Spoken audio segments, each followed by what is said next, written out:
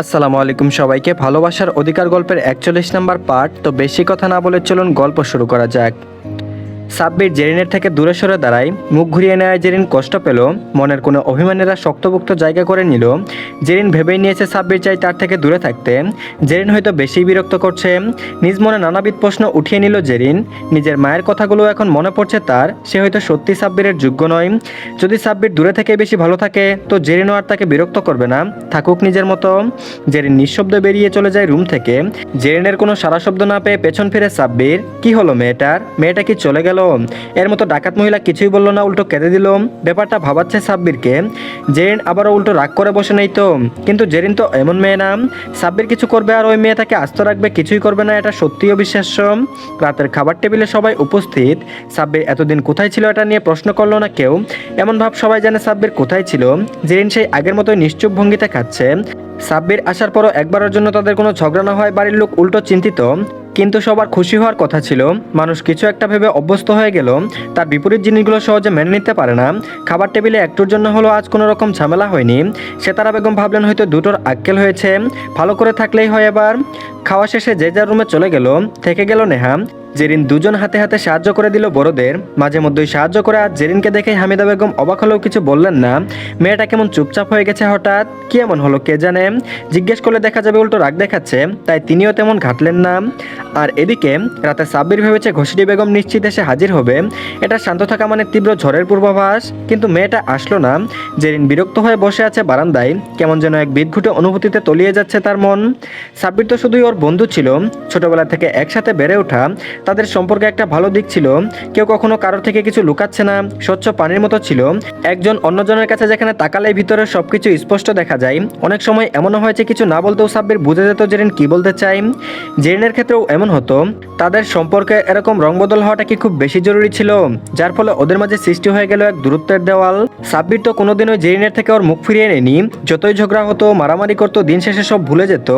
ওই দিন ওইটুকু কথাতে সাব্বির এত বেশি কষ্ট পেল, যার জন্য এখন জেরিনের মুখ দেখাটাও পছন্দ করে না। জেরিন নিজের পরিবর্তন কিছুতেই বুঝতে পারছে না, উত্তর পাচ্ছে না মনে এসে বাড়ি খাওয়া কিছু প্রশ্নের। কেন সে এতটা উতলা হচ্ছে সাব্বিরের জন্য?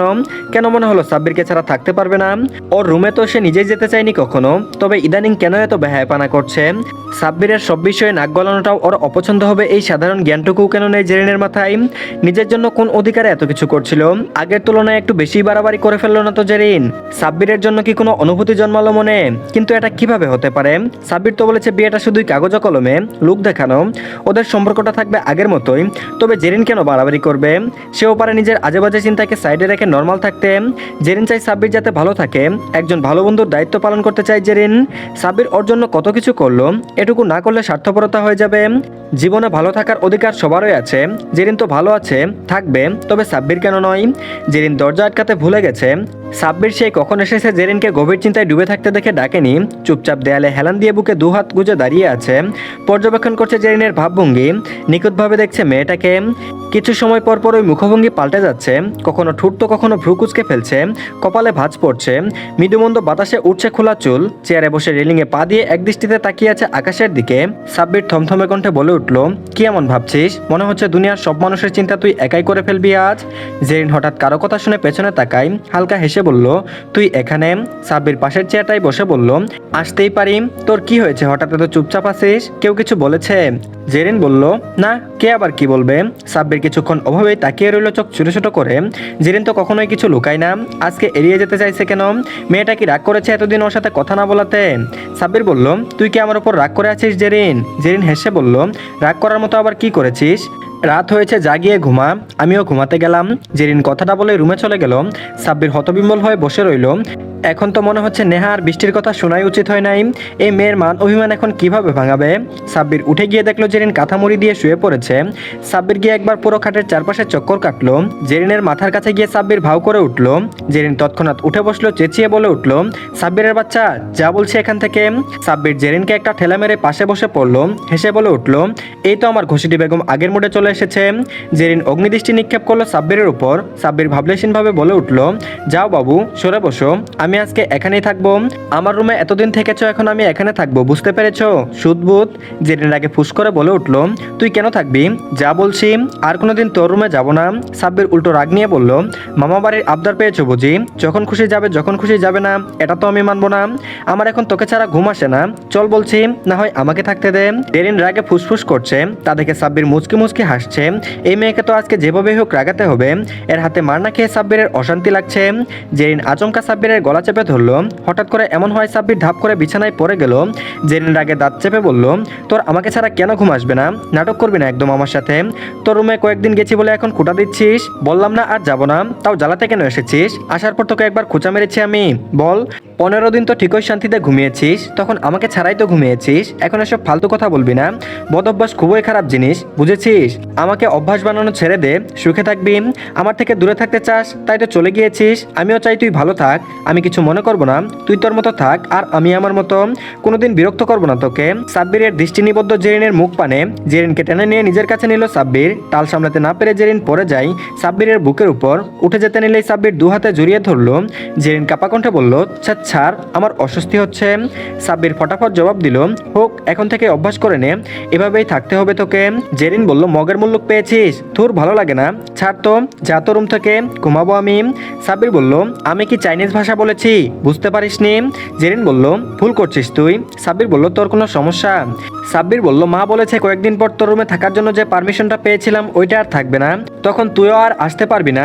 তাই এখন থেকেই দূরে থাক ভাই, যা শান্তিমতো ঘুমাইতে দে। সাব্বির জেরিনকে ছেড়ে উঠে বসলো। অবাক হয়ে বলল, কি সব বকছিস, ক্লিয়ার করে বল। জেরিন বলল, তুই একটা কুমারই রয়ে গেছিস সাব্বির। সহজ কথা বুঝতে এত সময় লাগে কেন তোর? কচি হুকা নাকি তুই? যা তো ভাগ, একটা বিয়ে করে নে, পরে ওই মাইয়ারে গিয়ে বিরক্ত কর। সাব্বির এবার রেগে গেল। তা দেখে জেরিন চোখ ছোট ছোট করে তাকালো, তারপর বলল, কি সমস্যা? সাব্বির বলল, আমাকে বিয়ে দেওয়ার অনেক তাড়া দেখছি তোর। জেরিন বলল, হ, অনেক তাড়া, আরো কিছু বলবি? সাব্বির বলল, তুই কি চাস এখন এমন কিছু করি এখন, যার পর এমন কথা মুখে তো দূরে থাক, মাথায় আনার আর সাহস করবি না তুই? জেরিন বলল, থ্রেট দিচ্ছিস? সাব্বির বলল, না, তুই ভুলে যাচ্ছিস আমি বিবাহিত।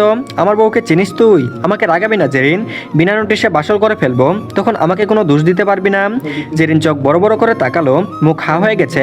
সাব্বির জেরিনের মুখ বন্ধ করে দিয়ে বলল, মশা ঢুকে যাবে, মুখ বন্ধ রাখ। জেরিন মিনমিন করে বলল, তুই রুলস ব্রেক করছিস সাব্বির। সাব্বির বলল, এখন সব হাওয়া বের হয়ে গেছে না? শর্ত প্রথম তুই ভেঙেছিস। জেরিন বলল, আমি আবার কি করলাম আশ্চর্য? সাব্বির বলল, একটা কথা কান খুলে শুনে রাখ, তুই মানলেও তুই আমার বউ, না মানলেও। যদি ভালো মতো শান্তি বজায় রেখে চলিস তো আমিও ভদ্রপোলা হয়ে থাকবো। যদি কোনো ঘাটতেরামি করিস তো বুঝে নে কি হবে তোর সাথে। জেরিন বলল, দেখ সাব্বির, আমাদের বিয়ে একটা দুর্ঘটনা, মাও চায় না এই বিয়েটা আর থাকুক, ডিভোর্স। সাব্বির ধমক দিয়ে বলল, চুপ, একদম চুপ, এই শব্দটা আরেকবার উচ্চারণ করবি না, মেজাজ খারাপ করবি না। জেরিন বলল, আমার সাথে কেন থাকতে চাচ্ছিস? সাব্বির বলল, তোর সাথে ফুটবল খেলবো তাই। জেরিন বিরক্ত হয়ে বলল, মজা করবি না একদম। জেরিন বলল, তুই তো আমার মুখ দেখাও পছন্দ করিস না, এখন আবার বলছিস বউ, একটা সমাধানে আয় তো। সাব্বির বলল, সমাধান চাই তোর? জেরিন বলল, হ্যাঁ চাই, দুটানাই থাকতে পারবো না আমি। কিরকম কিরকম ফিলিংস হচ্ছে আজকাল, ওইটাই তো সামাল দিতে পারছি না, আবার তুই বলিস আরেকটা। সাব্বির হু হু করে হেসে দেয়, তারপর বলল, ভেটকি মাছের মতো হাসবি না, সমাধান দে। সাব্বির বলল, এতদিন আমাকে ছাড়া থাকতে কেমন লেগেছে তোর, সত্যি সত্যি জবাব দে। জেরিন বলল, খুবই জঘন্য, তোকে সামনে পাইলে না তখন ওই কাঁচা খেয়ে ফেলতাম আমি। শালা কি এমন করেছিলাম তোকে ভাব নিয়ে চলে গেলি কেন? সাব্বির বলল, নেহা আর বৃষ্টির বুদ্ধি ছিল। জেরিন বলল, কি? সাব্বির আবারও বলল, আমাকে ছাড়া থাকতে পারবি তুই? তোর কথা মতো আমি আরেকটা বিয়ে করলাম, ওই মেয়ে কি তোর সাথে আমাকে মিশতে দিবে? আমাদের বন্ধুত্ব থাকবে? যখন তখন আমার রুমে এসে আমার উপর টর্চার করতে পারবি? জেরিন বলল, আমি তোর উপর টর্চার করি? সাব্বির বলল, চুপ, আসল প্রশ্নের উত্তর দে গাধি।